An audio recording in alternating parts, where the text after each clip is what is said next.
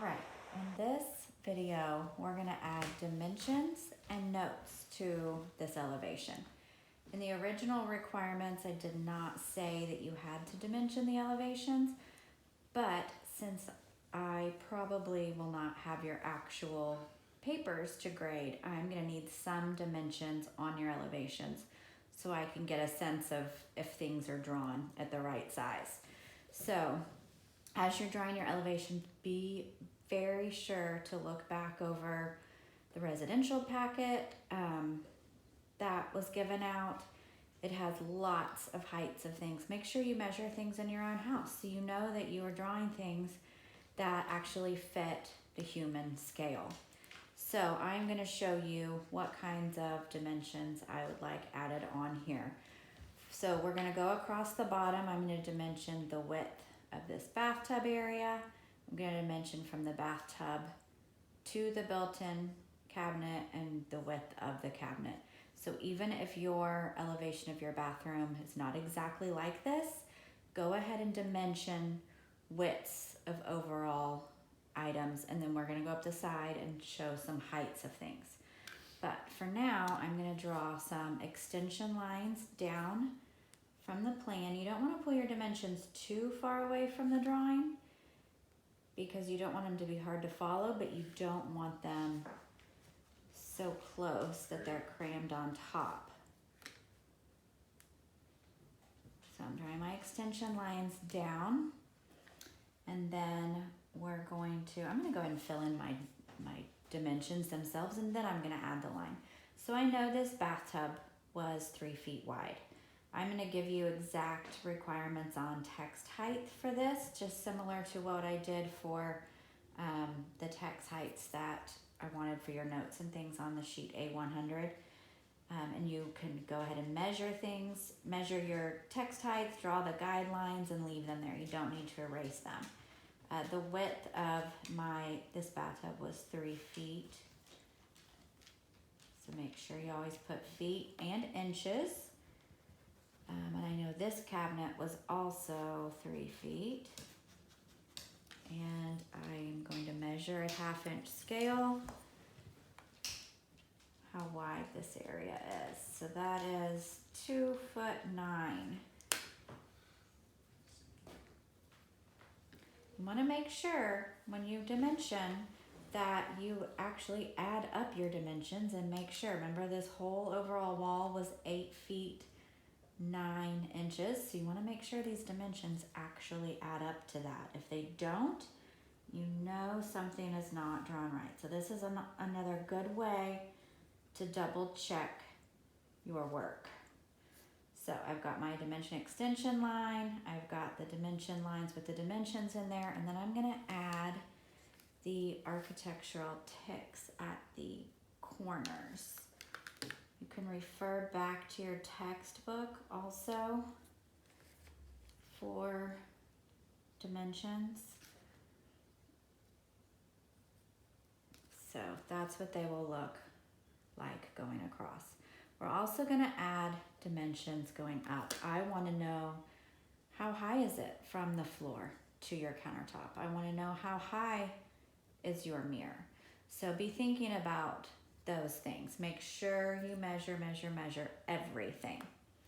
Okay, so I'm going to add my extension lines out from the side. And I did not give myself a whole lot of extra room on this page that I tore off. So I've got to make sure I stay within that and leave room for notes. And when you're looking at your dimensions of heights of things, make sure it makes sense. If you measure how high your bathroom countertop is and it's only 2 feet, pull out a tape measure. Look at that. Is that really possible? Does that fit human scale? So I know that my vanity cabinet is 3 feet high. I'm going to go ahead and write 3 feet 0 inches. I don't know how high that is from my countertop to the top of my mirror, so I need to measure it. And it is 3 feet 9 inches. And then I will go ahead and add the lines. And again, these aren't totally nearly perfect. Before I turned this in, I would go back and retrace this, make sure it all lines up nice and neat. I go back and add the architectural ticks that separate each different part of the dimension.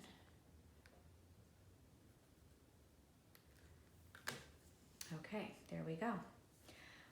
I also, if you've added floating shelves on the wall, maybe an overhead cabinet, something like that, I want to know how high those items are off the floor. I am going to pull those dimensions out to this side. So I will show you how I do that. You want to try to use a little bit lighter line so you can tell a difference between what's a dimension and what's an item actually drawn in the elevation. I'm going to draw those out. So I'm going to measure what is the space between these two shelves. It is 1 foot. And I'm going to measure how high that shelf is. From the floor, it is 4'6".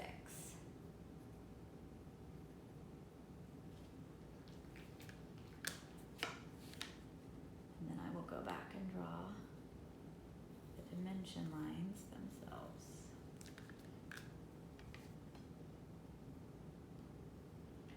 But having these extra dimensions on there will help me gauge sizes of other things in your drawing, so I can tell if everything is drawn correctly. Then I'm going to add my little architectural ticks there, just the separations between them. And there we go. So now I can tell how high shelves are, how high the countertop is, how high the mirror is. Now I'm going to add a few notes just to give a little bit more information.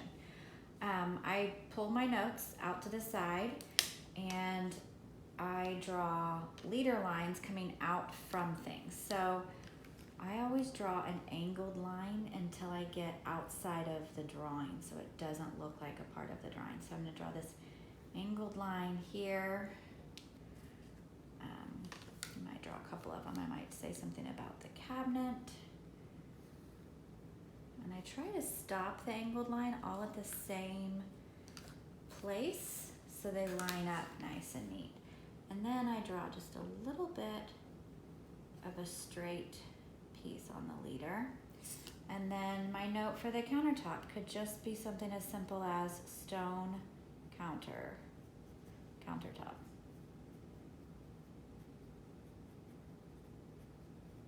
And I'm gonna run out of room. For my cabinet, I might just say painted cabinet.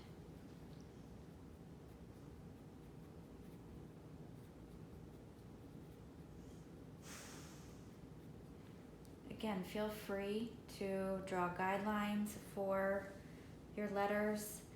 I'm going to do some notes off to the other side just to say tile wall. Maybe I'll say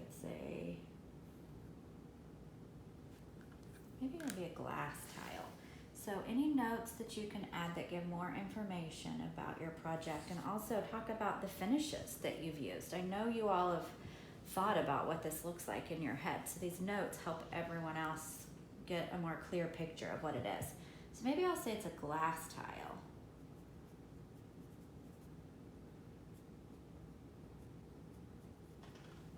So just like that.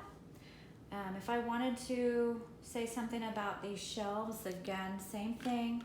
I'm going to draw an angled line coming from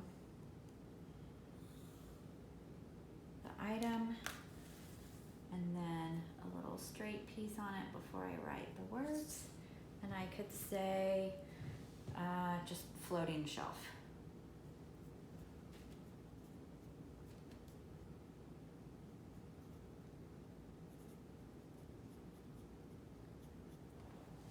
So there we go. Just gives you a little bit more information about what is going on in your drawing.